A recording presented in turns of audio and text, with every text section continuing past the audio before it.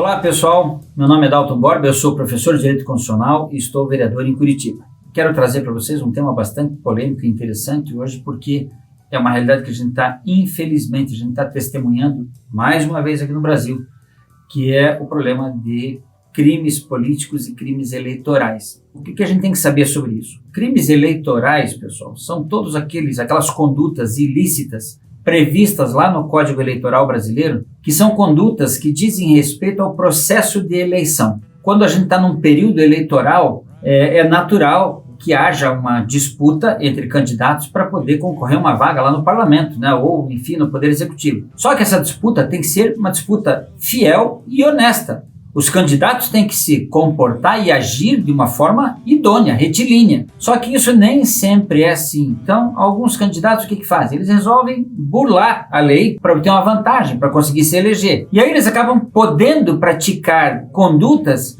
que dão uma vantagem na frente dos outros candidatos que estão lá se comportando na esteira da lei.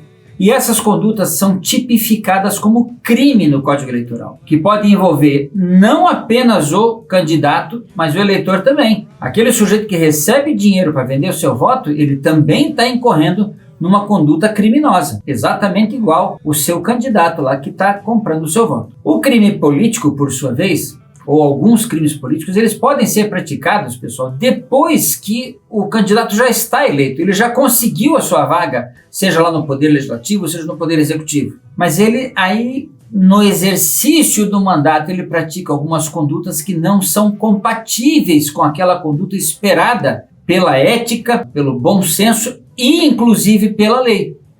Como, por exemplo, a gente tem visto aqui no Brasil o escândalo das rachadinhas lá, né, envolvendo o filho do presidente da República. Rachadinha, para quem não sabe, é uma prática ilícita que se revela quando um representante político se apropria de parte do salário da sua equipe, dos seus assessores, como uma condicionante para manter aquele emprego. O político contrata a sua equipe, seus assessores, e ele já estabelece uma condição: se não pagar para ele uma parte do salário, não fica na equipe. Essa é uma prática reprovada pela lei. Diferente de tudo isso, são os crimes de responsabilidade, que são praticados pelo chefe do Poder Executivo.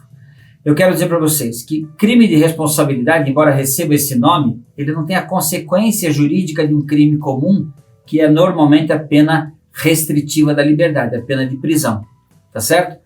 Ele recebe esse nome, crime de responsabilidade, mas ele é apenas a consequência jurídica para esse tipo de conduta, é o impeachment do chefe do Poder Executivo. Né? Infelizmente, aqui no Brasil, a gente já teve 2 processos de impeachment em 30 anos de Constituição. Tá, e daí, e se eu ficar sabendo de uma prática dessa? Eu soube que o fulano lá conversou lá não sei com quem, porque ele resolveu ganhar um dinheirinho para votar no fulano. O que eu faço? Denuncie. E vou denunciar para quem? No Ministério Público, pessoal.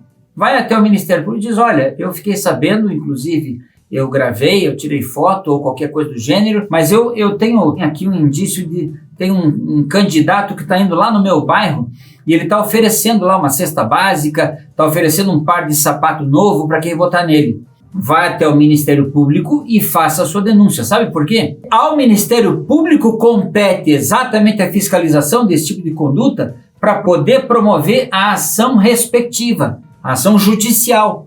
Então o Ministério Público vai cuidar disso, vai assumir a titularidade desse problema, porque esse não é um problema que interessa ao seu Zé, à Dona Maria, esse problema interessa a toda a população, é interesse de toda a população que o processo eleitoral e que a gestão de um mandato seja transparente, seja idônea, compatível com a lei. Então o Ministério Público vai administrar isso para poder tomar as medidas judiciais e aí sim colocar a cargo do Poder Judiciário, que poderá cassar mandato, afastar temporariamente um determinado parlamentar e, inclusive, poderá decretar sua prisão se, eventualmente, ele estiver em curso naquelas normas típicas do Código Eleitoral. Então é isso. Se você gostou, dá um like aí nessa nossa conversa de hoje e não se esqueça de se inscrever no nosso canal do YouTube.